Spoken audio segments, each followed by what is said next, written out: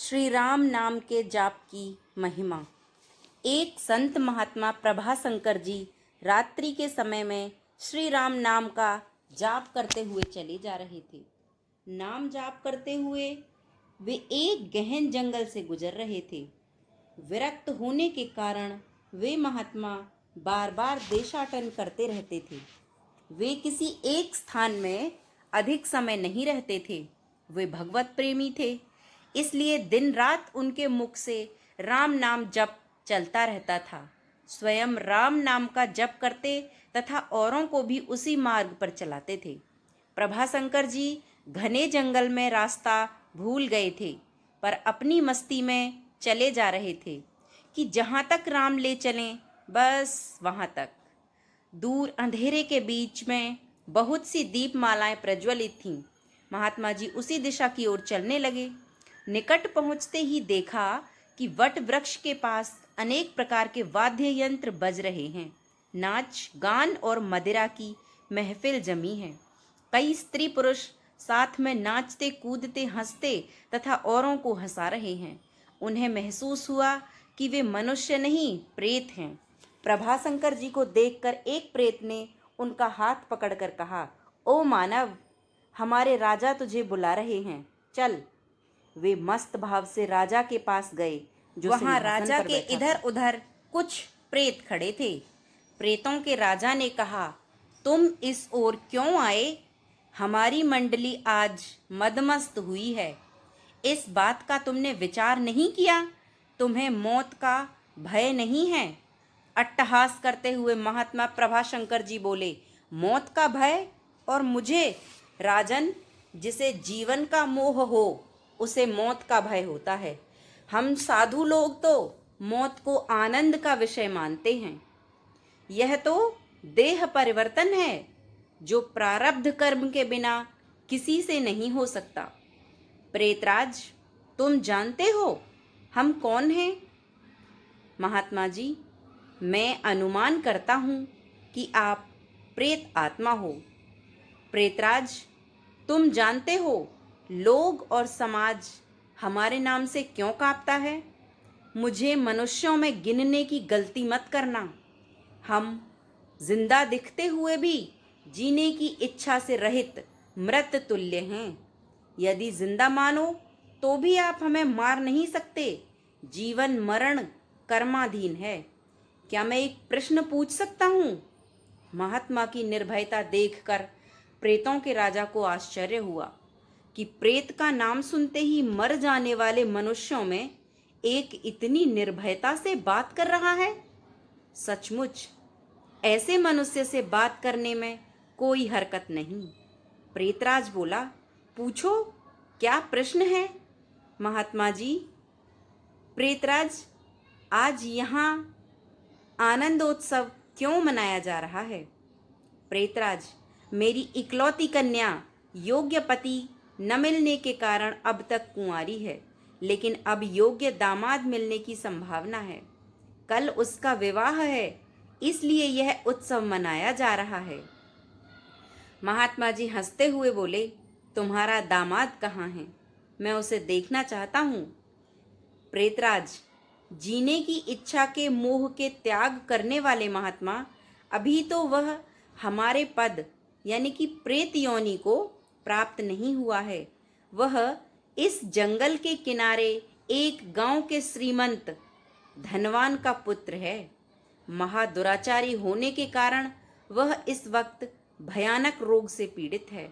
कल संध्या के पहले उसकी मृत्यु होगी, फिर उसका विवाह मेरी कन्या से होगा।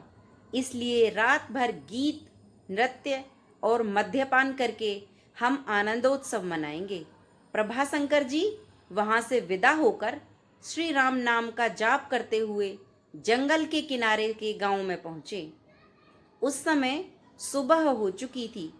एक ग्रामीण से महात्मा ने पूछा, इस गांव में किन्हीं श्रीमंत का बेटा बीमार है? ग्रामीण ने कहा, हाँ महाराज, रामचंद्रन सेठ का बेटा सच्चिदानंद 1 वर्ष से रोगग्रस्त है। बहुत उपचार किए जाने पर भी उसका रोग ठीक नहीं होता। महात्मा प्रभाशंकर जी रामचंद्रन सेठ के घर पहुंचे, जहां उनके पुत्र सच्चिदानंद की हालत गंभीर थी। अंतिम घड़ियां थीं। फिर भी महात्मा को देखकर माता पिता को आशा की किरण दिखी। उन्होंने महात्मा का स्वागत किया। सेठ के पुत्र के पलंग के निकट आकर महात्मा राम के नाम की माला जपने लगे। दोपहर होते होते लोगों का आना जाना बढ़ने लगा। महात्मा, क्यों सच्चिदानंद, अब तो ठीक हो? सच्चिदानंद ने आंखें खोलते ही अपने सामने एक प्रतापी संत को देखा तो रो पड़ा। बोला, बाबा जी, आप मेरा अंत सुधारने के लिए पधारे हो। मैंने बहुत से पाप किए हैं, भगवान के दरबार में क्या मुंह दिखाऊंगा? फिर भी आप जैसे संत के दर्शन हुए हैं, यह मेरे लिए शुभ संकेत है। इतना बोलते ही उसकी सांस फूलने लगी, वह खांसने लगा। बेटा, निराश न हो, भगवान राम पतित पावन हैं। तेरी यह अंतिम घड़ी है, अब काल से डरने का कोई कारण नहीं।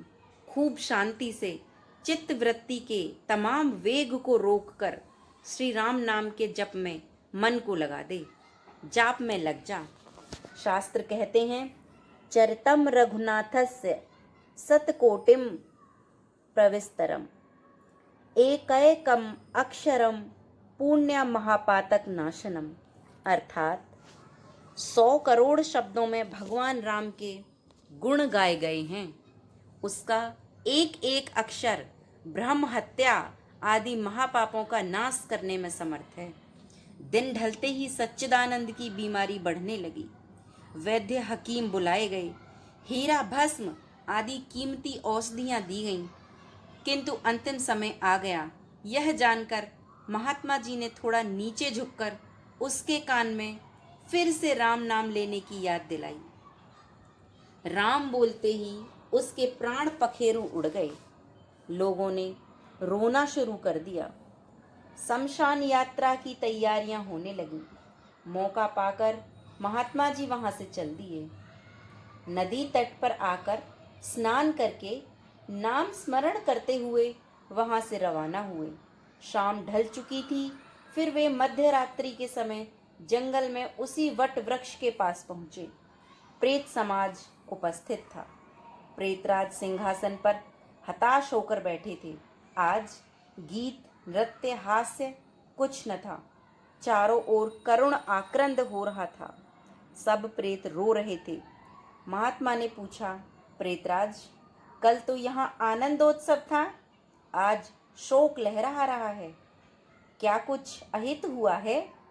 प्रेतराज, हाँ भाई, इसीलिए रो रहे हैं। हमारा सत्यानाश हो गया। हमारी बेटी का आज विवाह होने वाला था, परंतु अब वह कुंवारी रह जाएगी।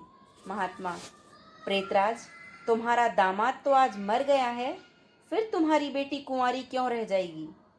प्रेतराज ने चिढ़कर कहा, तेरे पाप से मैं ही मूर्ख हूं कि मैंने कल तुझे सब बता दिया। तूने हमारा सत्यानाश कर दिया। महात्मा ने नम्र भाव से कहा, मैंने आपका अहित किया, यह मुझे समझ में नहीं आता। क्षमा करना, मुझे मेरी भूल बताओगे तो मैं दोबारा नहीं करूंगा। प्रेतराज ने जलते हृदय से कहा, यहाँ से जाकर तूने मरने वाले को नाम स्मरण का मार्ग बताया और अंत समय में भी राम नाम कहलवाया। इससे उसका उद्धार हो गया और मेरी बेटी कुंवारी रह गई।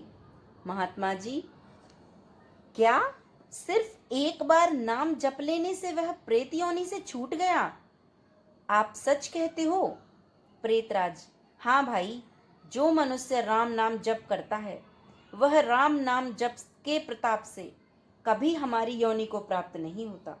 भगवान नाम जप में नरकोद्धारणी शक्ति है।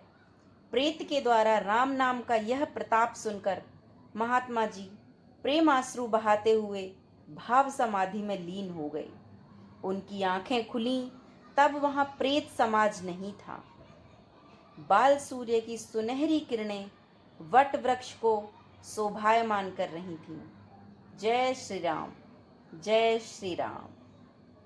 कहानी अच्छी लगी हो तो लाइक करें और चैनल को सब्सक्राइब करें। धन्यवाद।